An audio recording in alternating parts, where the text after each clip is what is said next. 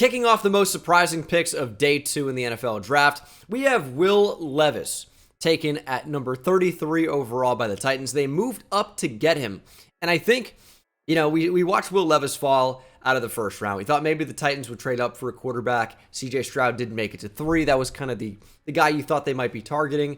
And then at 11, you say, hey, maybe if Will Levis is there, they take him. That didn't happen. And then you really started to see the slide after the Bucs didn't take him at 19. So going into day 2, you figure we might see what we saw last year, where if these teams don't feel confident and comfortable enough to take these guys with their first pick, they just might not take them at all, or wait plenty of time for them to get down the board. But the Titans thought otherwise. Even though they didn't believe in him enough to take him at number 11, they saw the value and went up to get their guy, if you want to call him that, at 33. Now, I think the Will Levis kind of anti-hype is a little bit blown out of proportion. You got to factor in that he was better in 2021 when he had more talent around him. Darian Kinnard at right tackle, Wan'Dale Robinson as a receiver, lost some actual NFL talent on that offense, which is historically not a fantastic SEC powerhouse team. It's Kentucky. Will Levis has done a fine job. Numbers were not fantastic in 2022, but this is a guy you could easily see going in the first round based on upside. And I'm not saying I would be pounding the table for him at number 5 or number 10 or number 20, but you got to see the value in taking what could be a potential starter at 33. Quarterback's the toughest position to find. You're not committed to Malik Willis. That has been leaked for a while now, that Malik Willis does not have fans in the building anymore, and that Will Levis could potentially be the guy to replace Ryan Tannehill, and a guy that maybe is a little bit of a project. You wish he was a little bit younger for that reason.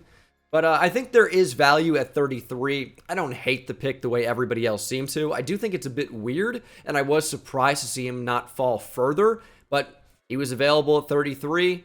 Titans moved up, and you know what? Hope it works out for them. And oh boy, was I surprised when Sam Laporta's name was called by the Lions at pick number 34. Now, I had a little bit of a theory running. If you watched one of my videos yesterday, I said, well, the Lions didn't have a top 30 with Jahmyr Gibbs. They didn't have a 30 visit with Jack Campbell. And you looked at the tight ends that they had top 30 visits with. It was Sam Laporta. It was Tucker Kraft. Wasn't Michael Mayer. So I go, okay, that's who they're going to take, is Michael Mayer. But no, they stuck to it. They took Sam Laporta over Michael Mayer, which was the big surprise. And Laporta went early. I don't hate it. Michael Mayer, I think, is a safer pick. He's just incredibly consistent. He's got great hands. Laporta, I think, was the product of playing in a terrible Iowa offense. And I think outside of a Spencer Petras-led team, Iowa's quarterback, I think Sam Laporta could be incredibly effective. Saw a stat about him with an incredibly high forced missed tackle rate at Iowa. I think he forced over 20 missed tackles, which was pretty incredible, and the leader among all tight ends. Am paraphrasing a little bit. I don't remember the exact number, but I do think it was above 20. And that is just absolutely incredible to see from a tight end. And this is a tight end factory, Iowa, obviously. He is a very, very good athlete. And I think maybe a little bit more dynamic than Michael Mayer, who I believe is a very, very good and safe player. But Sam Laporta is certainly a better athlete, a little bit twitchier, more make-you-miss ability, at least side to side, maybe not necessarily going through you. But I like Sam Laporta. I think 34 was earlier than I expected, although there was talk about him maybe sneaking into the first round. Happens here just outside the first round. And again, I don't hate it. Was just surprised by it. 14 missed tackles forced for Laporta in 2022 and 9 in 2021. So this guy, he can get a little bit shifty. Probably shouldn't be surprised at this point by anything that the Seahawks do. You have to kind of expect the unexpected with him. I thought they had a great day on day 1. Devin Witherspoon, Jackson Smith and Jigba at number 20. Derek Hall, I was surprised to see go at number 37. The edge rushers were flying off the board. This kind of started it. You saw BJ Ojulari go not too long after this. And I think that Derek Hall fits what the Seahawks want to do a little bit more. He's a pretty good athlete, strong, long arms. It fits the Seahawks mold at the position. So it really shouldn't be that shocking. It was just this was a guy that you thought could potentially be in play in the third round. Maybe 65, 70, 80. Someone that maybe could even sneak into the fourth. And to see him go at 37, and that's maybe if he falls, the way we've seen, Adetomiwa Adebawore fall, or, maybe Darnell Washington had a potential injury thing, but Keely Ringo maybe. You think if they're available in round 4, Derek Hall probably could have been. And I'm not a huge Keely Ringo guy. I'm just saying it wouldn't have been incredibly shocking if Hall had stuck on the board for a little while. I like him. Senior Bowl guy. Those guys are usually pretty effective. Senior Bowl does a great job of finding those guys and projecting them to be good in the NFL. That's why they invite them to their game. And Hall was one of those guys, a Mobile native. I thought 37 was early. I don't think he's a bad player. I just really expected to see him go kind of somewhere closer to that third round. Was this the most shocking pick of the day? It may have been. But I think he's going to a great spot. And for those who don't know who Marte Mapu is, I got so many questions about this. And I would say I'm a college football freak. I watch a lot of games. Could not find Sacramento State film, I will say that. But they were televised a couple times at the end of the year there. And Marte Mapu was a big combine snub who generated a lot of hype, tore up the Senior Bowl, was fantastic there. Big nose for the football. He is a former safety. That's like a hybrid linebacker. I would say where Kyle Duggar is more linebacker than safety, I could say Marte Mapu might be a little bit more safety than linebacker, but I think he's able to take on blocks. He showed that at the Senior Bowl. He is a strong player for being undersized for what you'd expect from a linebacker. I think he's about 217 pounds, but very fast, very instinctive, it seems, and the ability to take on blocks for somebody that you'd expect, would weigh a lot more. And that's just not him. But, Daniel Jeremiah called this his favorite player in the entire draft. And to see him go ahead of Trenton Simpson was surprising. And to see him go ahead of Deion Henley was surprising. But we saw a big run on linebackers in the third round. And Marte Mapu, I believe, was the third one off the board. It was Jack Campbell at 18. And then Drew Sanders at 67. And then I think Marte Mapu was the next one. Yeah, because it would have been Henley and then Trenton Simpson back to back. Yeah, surprising to see him go this early, but Kyle Duggar was an exceptional pick by the Patriots. Has turned into being a very, very good player for the draft value at a Lenoir-Rhyne a few years back. Marte Mapu, I think, could be in that same vein. Versatile guy that you move around. Maybe sometimes he's playing in that overhang role. Maybe sometimes he's as like another DB. Even as a linebacker, you can put him in the box.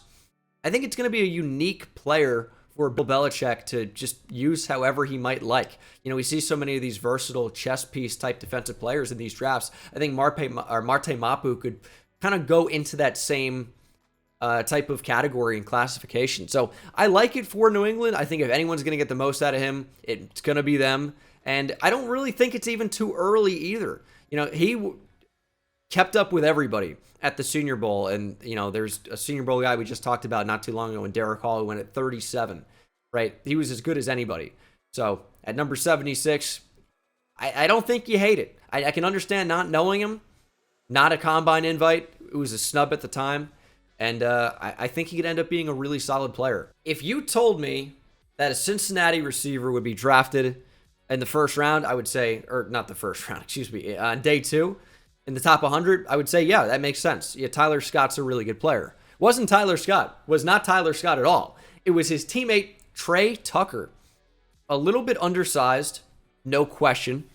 But, Tyler Scott's not the biggest either. But Trey Tucker offers you value as a potential deep threat, decent mover in the slot, and as a return man.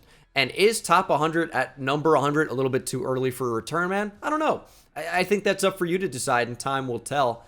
But Trey Tucker's, he's a good player. I don't think too drastically different from Tyler Scott. Not to keep comparing them, but they are both kind of undersized Cincinnati receivers. But I do think Trey Tucker gives you value in the return game. I think he's maybe a 4th or 5th receiver that can rotate in, give you a little bit of speed, maybe, fight for slot time. But you have Hunter Renfrow there. You have Jacoby Myers there now. Don't think that's going to be his role. I think he's a field stretcher / return man, impact player on special teams, maybe. I think he had a few special teams tackles last year, so could see that being the way they use him. At 100, it's really not awful. And then a pick I had to defend on stream, it's Jake Moody. The 49ers taking a seemingly not valuable position in the draft. What's new? They love loading up on running backs. It's worked out. And they take a kicker here at 99 over a running back. It's funny, you hear Kyle Shanahan in the call with Jake Moody being like, hey, we like you a lot. You know how much? We didn't take a running back here. That's how much we like you. So kind of funny. Kyle Shanahan, extremely self-aware and an extremely good coach. So, I'm not in a position to doubt him. Jake Moody, though, I will tell you, is different. For those who have followed me on Twitter for a long time, at Bengal YouTube, during the college football season, I have a tweet I will go to regularly, all the time, ad nauseum. And I say, what do college kickers do? And the answer, everyone replies with miss, because that's all they do. College kickers miss. And I really didn't know about Jake Moody. Yeah, I've seen him play, obviously, but didn't really know the name until this past season. And I'm so ready for it. So many different times watching Michigan, I'm like, what do college kickers do? They miss. 50 plus. Jake Moody doesn't miss. Jake Moody is as consistent as you've seen from a college kicker and has the range that you rarely see from a college kicker. And purely based on me knowing Jake Moody, I can tell you I think this is going to be a good pick. He was a really good kicker at Michigan, and I think he's going to be a really good kicker in the league for that reason. Keep developing that leg strength, that consistency. No reason it can't be a guy who drills regularly from 50 plus. And that's what you're looking for from a kicker when you take him at 99. Yes, third round seems early, but there's a big difference from, late 60s to 99. There's a lot of picks off the board. If you think this guy gives you a ton of value, which a good kicker does, they are tough to find. If you think he's going to nail every extra point and convert, 80+% of his field goals, that's a pretty good return on pick number 99, in my opinion. They are extremely valuable. If you told me, go back a couple drafts ago, and you had the option to take the Bengals' current kicker, right, and say, we'll take him at 99. I think you do that. The Ravens' current kicker, how high would you take him? Justin Tucker, to me, is a top 40 pick in the draft. It seems rich. He's the best kicker of all time. You'd take him in the second round. You would. And why wouldn't you? Like, Justin Tucker has won games for the Ravens.